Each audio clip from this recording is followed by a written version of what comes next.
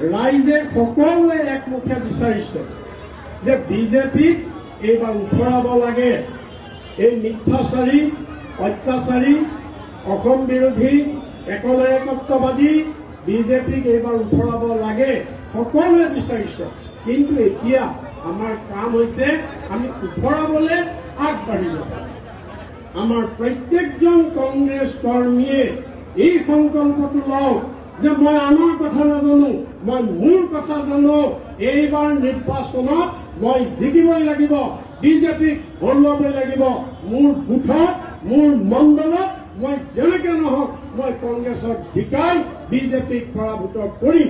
এই সংকল্পটো আমি যদি সকলোৱে লওঁ, সকলোৱে এনেকে কাম কৰোঁ, মই ভাবো যে হিমন্ত বিশ্ব তেওঁ এজন হিমন্ত বিশ্ব নহয়, হাজাৰজন আহক আমাৰ কংগ্ৰেছক গৌৰৱ গগৈক পৰাভূত কৰিব নোৱাৰে।